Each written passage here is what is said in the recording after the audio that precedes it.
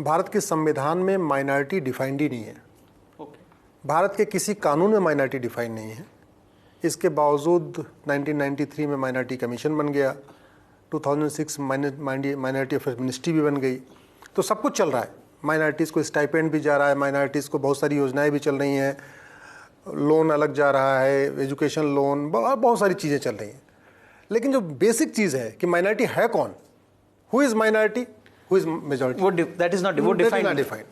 मैंने वो चैलेंज किया है सुप्रीम कोर्ट में कि आप सबसे पहले केंद्र सरकार को आप निर्देश दीजिए कि वो एक डिफाइन करें कि माइनॉरिटी कौन है, उसको आइडेंटिफाई करने का गाइडलाइन क्या होगा वो बताएं। क्योंकि मैंने एक आरटीआई भी फाइल किया और केंद्र सरकार से पूछा कि आप कैसे करते हो कि माइनॉरिटी कौन होने वाला है, कौन है माइनॉरिटी, तो कह रहे हमारे पास कोई गाइडलाइन ही नहीं। कोई गाइडलाइन? हाँ, आरटीआई का जवाब है मेरे पास।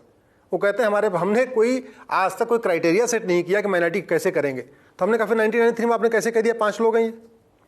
अब उस जो 1993 का नोटिफिकेशन है उसके कारण लक्षद्वीप के 2% हिंदू मेजॉरिटी कहलाते हैं और 97% जो कम्युनिटी है मुस्लिम्स की वो माइनॉरिटी कहलाती है।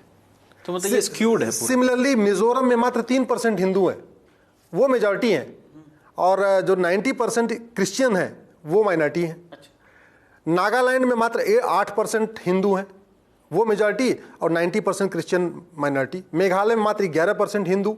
ऐसे 8 राज्यों में 8 राज्य हैं जहां है कि वास्तव में हिंदू माइनॉरिटी है संख्या के हिसाब से, लेकिन वो माइनॉरिटी नहीं, वो मेजॉरिटी कहलाते हैं। और जो कम्युनिटी 90%, 95%, 80%, 85% है वो माइनॉरिटी कहलाती है। तो हमने ये कहा है कि ये जो कानून है 1992 का, इसका सेक्शन 2C ये आर्बिट्रेरी है, इरेशनल है, ये वायलेटिव ऑफ फंडामेंटल राइट्स है। इसलिए आप इस कानून को ख़त्म कर दीजिए। अदरवाइज आप सेंट्रल गवर्नमेंट को कहिए वो माइनॉरिटी डिफाइन करे, और कैसे उसको आइडेंटिफाई किया जाएगा। मेरा अपना व्यक्तिगत मत है कि या तो ये माइनॉरिटी मेजॉरिटी ख़त्म होना चाहिए।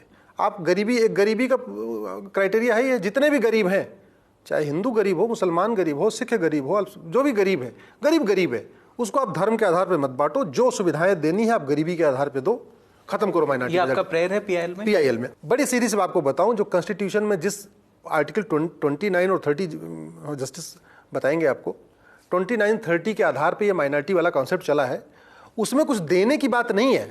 अच्छा, उसमें कुछ देने की बात नहीं है कि वजीफा देंगे, ये देंगे, वो देना, कुछ नहीं। उसमें केवल प्रोटेक्शन के लिए है। वो 29, 30 कहता है religious and linguistic, not religious और linguistic, and linguistic minorities. Yes, religious and, मतलब भाषा के आधार पर भी भाषा और धर्म दोनों के आधार पे माइनॉरिटी हो।